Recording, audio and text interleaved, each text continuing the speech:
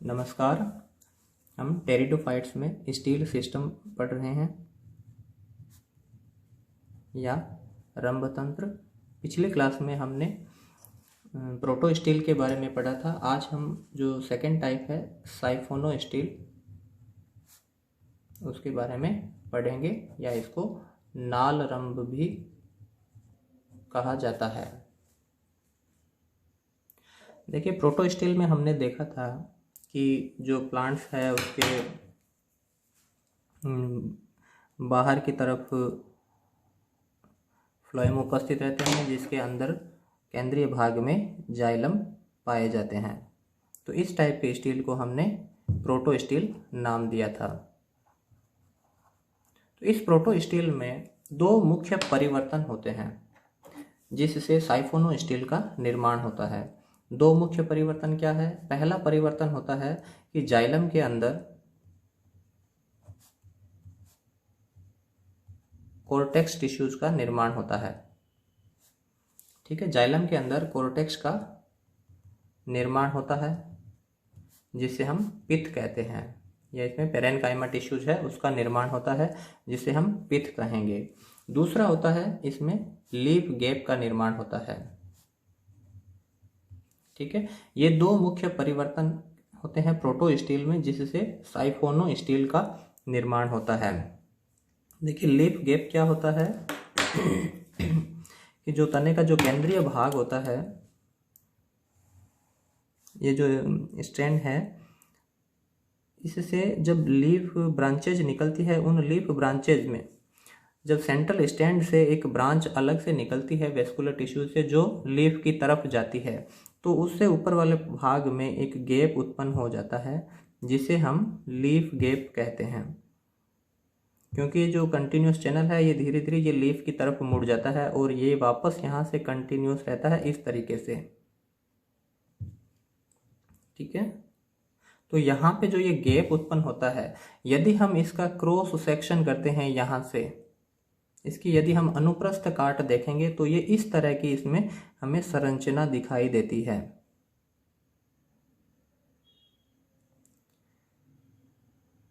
ये इस तरह की, ये जो गैप है यहाँ पे ये लीफ गैप है। ठीक है, और ये लीफ ट्रेस कहलाती है। जब लीफ ट्रेस निकलती है तो उसके ऊपर के पोर्शन में एक गैप क्रिएट होता है जिसे हम लीफ गैप कहेंगे। ये दो परिवर्तन मुख्य रूप से साइफोनो स्टील में होते हैं। क्या परिवर्तन होते हैं? एक तो लीफ गैप का निर्माण होता है और दूसरा जाइलम के अंदर भी कोर्टेक्स टिश्यूज का निर्माण होता है जिसे हम पित्त कहते हैं। ठीक है, साइफोनो स्टील के जो टाइप है उसको हम दो तरीके से विभाजित कर सकते हैं।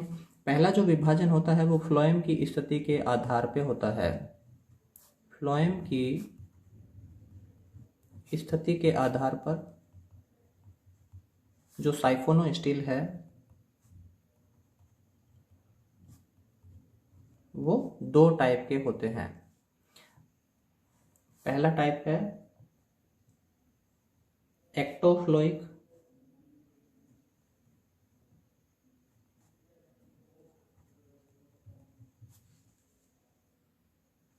और सेकेंड टाइप है एम्फीफ्लोइक।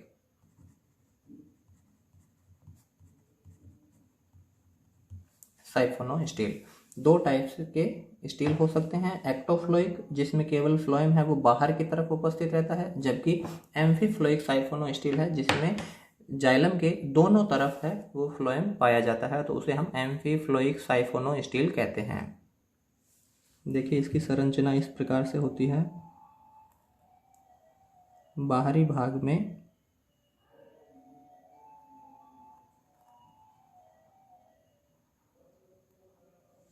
फ्लोएम पाया जाता है, जबकि इसके आंतरिक भाग में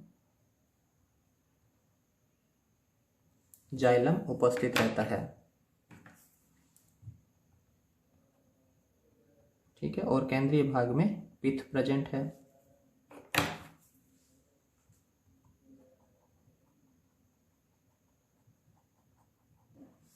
देखिए, ये फ्लोएम है,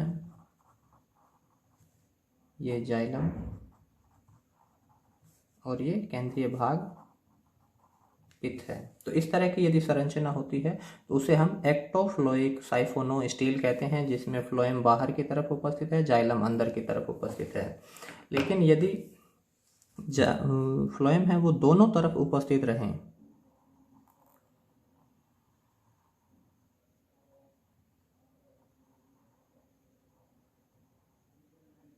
तो उस तरह के स्टील को हम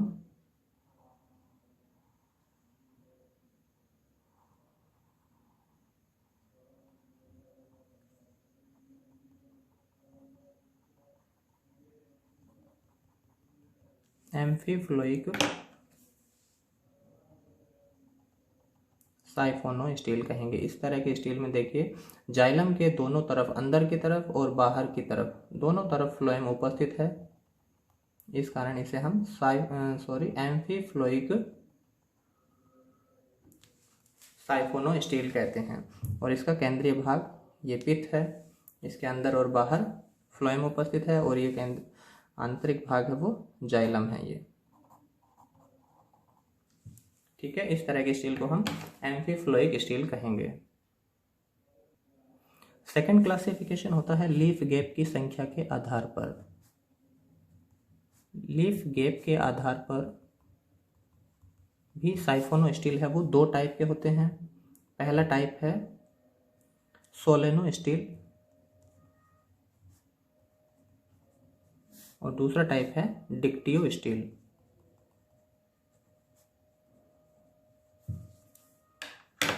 देखिए सोलेनो स्टील है, इसके अंदर केवल एक सिंगल लीफ गैप है वो पाया जाता है।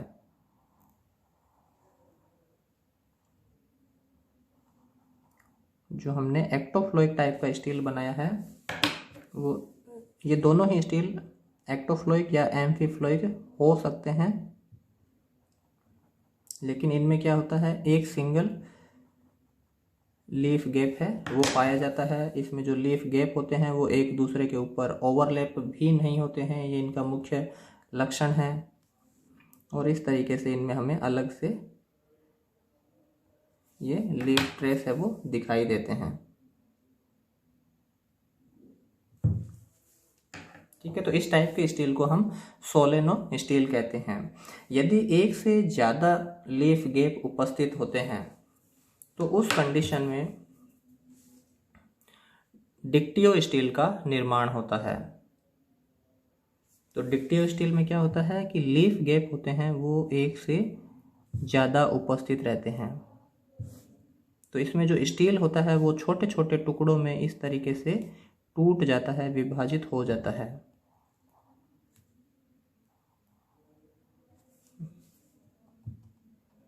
तो इस तरह के स्टील को हम डिक्टियो स्टील कहेंगे, जिसमें जो लीफ गैप होते हैं वो एक दूसरे के ऊपर ओवरलैप रहते हैं।